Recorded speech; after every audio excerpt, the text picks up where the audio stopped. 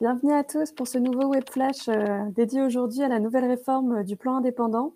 Donc, je ne sais pas si vous avez vu passer ça, mais en fin d'année dernière, le gouvernement a annoncé vouloir faire des réformes pour les indépendants qui l'a articulé autour de 5 axes. Première, c'est le fait d'avoir la création d'un statut unique qui permet de faciliter la vie des entreprises individuelles. Ils ont aussi fait des points pour améliorer, simplifier la protection sociale des indépendants. On va aussi avoir une partie sur la facilitation de la reconversion professionnelle pour les indépendants et l'accès à la formation professionnelle. Et on va avoir donc l'aide à la transmission des entreprises. Et pour finir, ils veulent simplifier l'environnement juridique des micro-entrepreneurs et des entreprises individuelles, mais aujourd'hui, c'est plus la micro-entreprise qui nous intéresse, et l'accès à l'information. Donc aujourd'hui, moi, je vais vous parler donc de 4 de ces axes-là.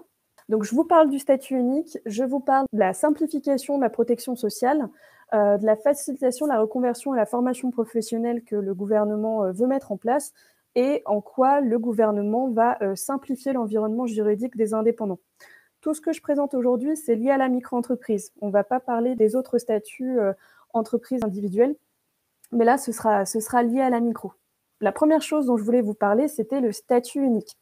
Donc, le gouvernement a expliqué qu'il voulait mettre fin à l'EIRL. Donc, pour ceux qui sont déjà micro-entrepreneurs, lorsque vous avez fait vos démarches, vous avez dû dire si vous vouliez opter pour le statut d'entreprise individuelle ou pour le statut d'EIRL. La différence entre les deux, c'était de dire est-ce que je veux protéger mon patrimoine personnel ou alors je ne le protège pas et donc l'ensemble de mon patrimoine est pris en compte s'il m'arrive quoi que ce soit. Et donc, c'est un statut qui avait été mis en place, mais qui avait malheureusement pas rencontré son public. Donc, le gouvernement a décidé d'enlever le statut de IRL pour avoir un statut unique. C'est-à-dire que si vous commencez vos démarches de micro-entreprise en 2022, maintenant, vous n'aurez plus cette distinction à faire. Dès que vous serez micro-entrepreneur, de base, vous serez protégé sur l'ensemble de votre patrimoine personnel. Donc, ça veut dire que si, en cas de contrôle, il y a quoi que ce soit, c'est uniquement ce qui va être utile dans votre activité professionnelle qui pourrait être saisi en cas de contrôle, en cas de défaillance ou autre. Donc, ça permet d'avoir donc la séparation de vos biens entre le pro et le perso. Ils ont expliqué dans ce nouveau plan indépendant que pour la séparation de patrimoine, donc ça allait se faire de façon automatique, vous n'avez pas besoin de faire des démarches particulières, mis à part vous créez votre micro-entreprise et de base, vous serez donc en séparation de biens. Donc le statut ERL, si vous vous dites j'ai envie de l'avoir, ça n'existera plus, donc ce sera plus sur les formulaires. Donc statut unique pour tout le monde pour simplifier la vie de l'ensemble des micro-entrepreneurs. Autre point qui a été fait pour faciliter le statut, c'est le passage de micro à société. Quand vous faites le bilan de votre activité, vous vous dites que vous voulez évoluer vers un autre statut, actuellement, il y a pas mal de choses à faire. Il faut fermer votre micro-entreprise, il faut faire les démarches de création pour la société, ça a un certain coût, c'est assez long, on vous demande de publier plein de choses. Et donc là, pour simplifier la vie des micro-entrepreneurs, ils ont décidé que maintenant, ça allait se faire en une seule opération. Donc, on n'a pas, pour le moment, tous les tenants et les aboutissants de comment ça va se passer, parce que là, la loi vient d'être appliquée, mais pour l'instant, faut définir derrière comment ça va se passer. Mais voilà, si vous voulez passer de micro à société, ce sera plus aussi complexe que ça l'est actuellement. Mais voilà, en une seule opération, vous pourrez faire ce passage-là. La simplification de la protection sociale. Donc, le gouvernement a parlé du fait qu'il voulait simplifier la protection des indépendants. La première chose, c'est au niveau des conjoints collaborateurs. Quand on est en micro, vous avez la possibilité d'avoir un conjoint collaborateur avec vous. Et là, la condition pour être conjoint collaborateur, c'était soit être marié, soit être pacsé. Là, ils vont ouvrir ce statut de conjoint collaborateur aussi aux concubins de chefs d'entreprise. Donc, si vous êtes en couple avec quelqu'un, mais pas forcément marié ou pacsé, cette personne-là pourra aussi être conjoint collaborateur au sein de votre micro-entreprise. Par contre, ce qu'il faudra savoir, c'est que conjoint collaborateur, ça ne peut pas se faire sans limite. Si vous êtes conjoint collaborateur pour une micro-entreprise, ça va être limité à 5 ans. Ces 5 ans-là vont être ce qu'on appelle la transition. Pourquoi? Parce que ça va dire, est-ce que vous voulez basculer après dans la micro-entreprise ou vous voulez arrêter d'être conjoint collaborateur pour la micro? Donc c'est pour ça qu'ils vous laissent ce laps de temps-là pour voir si c'est fait pour vous. Et si, admettons, vous vous dites que je veux me lancer, vous pourrez dire je deviens conjoint salarié ou associé. Mais ce sera plus le conjoint collaborateur. Il y aura une part soit salarié, soit associé en tant que conjoint collaborateur.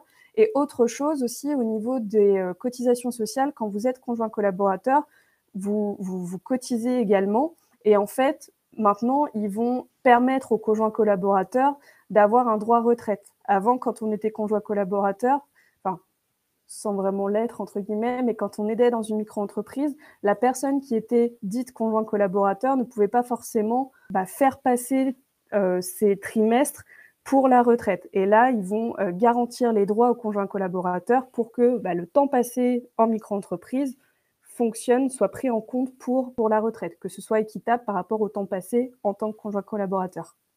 Autre chose, c'est l'assurance volontaire. En micro-entreprise, on n'est pas dans l'obligation de souscrire à une assurance. C'est obligatoire seulement si vous faites une activité réglementée, mais certaines personnes ne souscrivent pas à des assurances. Or, c'est quand même quelque chose qui est intéressant. Pourquoi? Parce que s'il y a un problème, si vous avez un accident du travail ou maladie ou autre, avoir une assurance, ça permet d'être couvert.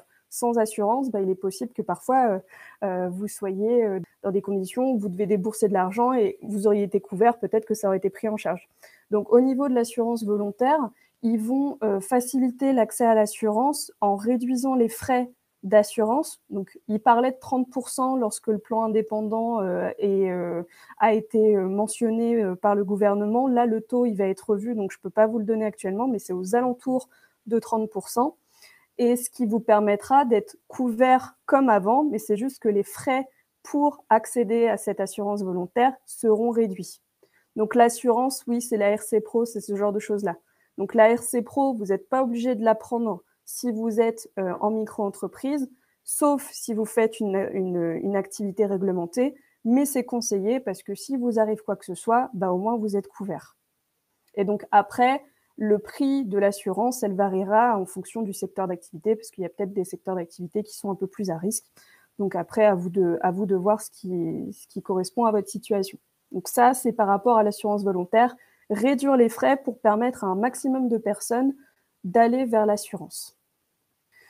Au niveau de la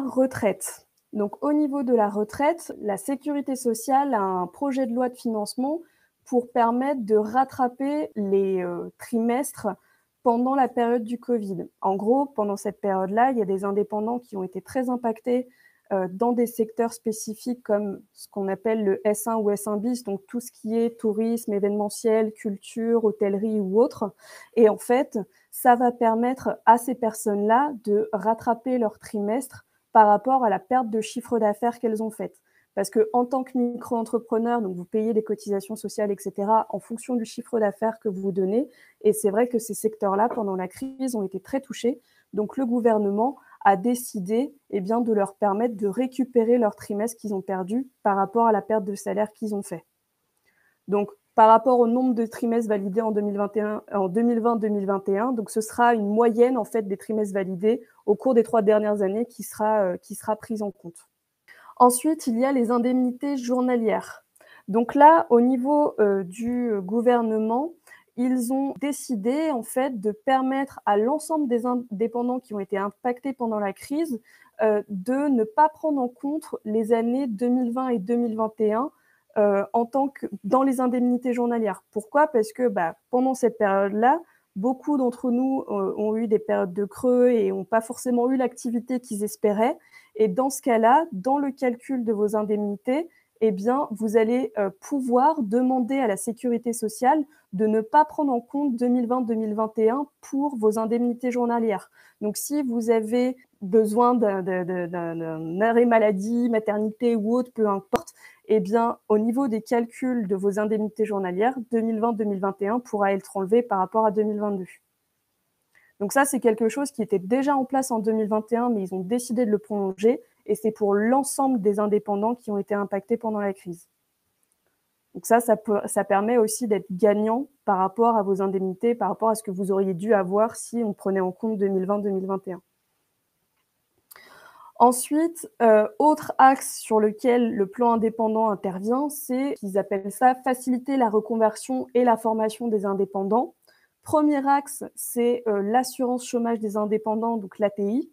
En fait, quand on est en micro-entreprise, on dit souvent qu'on n'a pas le droit au chômage. On dit ça pourquoi? Parce qu'avant, pour pouvoir bénéficier du chômage, il fallait avoir des conditions particulières, il fallait être en liquidation judiciaire. Enfin, c'était assez lourd pour démontrer qu'on répondait en fait aux critères de chômage. Et c'était très peu demandé parce que voilà, tout le monde rentrait pas dans les cases. Donc là, ce qu'a fait le gouvernement, c'est de décider d'élargir les conditions d'accès. Et ça va s'appliquer pour les personnes, les indépendants qui arrêtent définitivement leur activité qui est non viable. Donc pour dire qu'une activité est non viable, ils vont estimer que c'est une perte de 30% de votre revenu fiscal pour dire que votre activité n'est pas viable. Donc ça, pour dire qu'une activité n'est pas viable, vous pouvez faire appel à un expert comptable pour définir ça. Et il faut faire une déclaration de cessation de votre activité. Ensuite, comment ça s'articulera? Vous pourrez avoir un montant d'allocation qui va de 600 € à 800 €, et ce pendant 6 mois. Donc, si vous y êtes éligible, vous pourrez demander donc, cette allocation-là. Donc, attention, vous pouvez la demander une seule fois tous les 5 ans. Et à savoir que si, admettons, vous êtes déjà bénéficiaire comment on appelle ça, de l'ARE ou l'ASS, donc avec Pôle emploi, c'est pas cumulable, les allocations avec l'ATI. Donc ça, c'est à prendre en compte. Donc ça permet quand même aux personnes qui sont éligibles, voilà, ça ouvre en fait les conditions d'accès. Et donc, par rapport à ce qui était avant, c'est quand même mieux. Pourquoi? Parce que fallait être en liquidation et il y avait seulement 922 indépendants au niveau des chiffres qu'ils ont sortis qui avaient pu en bénéficier. Donc ça, c'est la première chose. Ensuite, autre chose, c'est au niveau des crédits d'impôt. Donc là, ça sort un tout petit peu du plan indépendant. Pourquoi? Je voulais vous en parler parce que peut-être que certains d'entre vous font du service à la personne dans le cadre de leur micro-entreprise. Et en fait, le gouvernement, l'URSSAF, a mis en place la possibilité de faire une avance immédiate de crédit d'impôt. Donc si vous êtes une micro-entreprise dans le service à la personne, donc si vous faites de la garde d'enfants, de l'assistance aux personnes âgées, du service à la personne, par exemple du ménage à domicile ou autre, vous pouvez faire bénéficier vos clients d'une déduction de 50% sur les dépenses liées au fait de faire appel à vous, à vos services. Donc ça, le crédit d'impôt, c'est quelque chose donc, mis en place cette année et vous allez pouvoir faire bénéficier vos clients de cette déduction-là. Donc si vous êtes éligible au service à la personne, je vous invite à faire les démarches parce que ça peut permettre d'avoir plus de clients et de leur faire bénéficier de réductions. Autre chose, c'est au niveau de la formation professionnelle. Au niveau de la formation professionnelle, donc vous cotisez chaque mois ou chaque trimestre en fonction de ce que vous faites en termes de déclaration de chiffre d'affaires. Donc vous cotisez à pas mal de choses, la maladie ou autre, mais vous cotisez aussi pour la formation professionnelle. Et ce qu'ils ont annoncé dans le plan indépendant, c'est qu'ils vont doubler le crédit d'impôt à la formation. Donc, si vous dites que vous travaillez X temps dans le cadre de votre micro-entreprise, eh bien, ils vont vous permettre de doubler le montant que vous avez alloué pour votre formation professionnelle. Donc ça, c'est aussi intéressant. Donc, le doublement du crédit d'impôt pour la formation est possible. Si vous voulez faire la formation professionnelle, ça atteint 2 SMIC horaires. Donc, c'est x2 par rapport à ce que vous pouviez prétendre initialement. Autre chose que le gouvernement a fait en termes d'avancée, c'est la simplification de la vie des indépendants. En quoi il simplifie la vie des indépendants? La première chose, c'est au niveau du début d'activité. Quand vous vous lancez en micro-entreprise, vous savez, au niveau de votre première déclaration, on vous dit toujours que, dépendamment de ce que vous avez pris, si c'est en mensuel ou trimestriel, vous prenez donc le mois ou le trimestre sur lequel vous avez créé votre micro-entreprise et vous rajoutez 90 jours. Et c'est au terme de cette période-là que vous faites votre première déclaration de chiffre d'affaires. Et bien, en fait, pour faciliter la vie, puisque c'est peut-être complexe comme principe, eh bien, ils enlèvent ce délai de 90 jours. C'est-à-dire que si vous lancez votre micro en 2022 vous êtes en mensuel, c'est à la fin du premier mois que vous faites votre déclaration de chiffre d'affaires. Ou si vous êtes en trimestriel, c'est à la fin du premier trimestre que vous faites votre déclaration. Donc ça permet aussi de faciliter les débuts parce que les gens, ils ne savent plus trop comment on fait, etc. Donc, les 90 jours sautent. Autre chose sur laquelle le plan indépendant intervient, c'est parce qu'ils veulent mettre en place une nouvelle plateforme d'information. Actuellement, lorsque vous cherchez de l'information sur la micro-entreprise, vous avez différents sites qui existent, les sites gouvernementaux, les chambres des métiers, les chambres de commerce, l'URSSAF, etc. Et bien en fait, pour uniformiser tout ça et faciliter l'accès à l'info, ils veulent mettre en place un portail pour permettre d'avoir tout à disposition dans un seul et même endroit. Ce qui voudrait dire également que s'il y a des démarches à faire, création de micro-entreprise, démarches de modification ou autre, au lieu d'aller dans différents sites internet, tout serait au même endroit. Donc c'est pas pour tout de suite.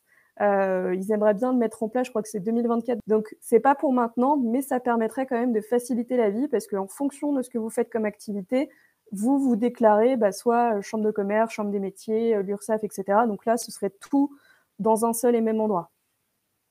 Et ça permettrait même, quand vous faites vos démarches, vous avez un seul endroit et c'est parfait. Autre chose que va faire le plan indépendant au niveau des micro-entreprises, c'est qu'en fait, ils assouplissent la délivrance des attestations de vigilance. Qu'est-ce qu'une attestation de vigilance? Peu de personnes le savent, mais en fait, une attestation de vigilance, c'est délivré par l'URSSAF et c'est un papier qui stipule que vous êtes en règle par rapport au paiement de vos cotisations. Donc, en tant que micro-entrepreneur, on déclare son chiffre d'affaires et on paye ses cotisations.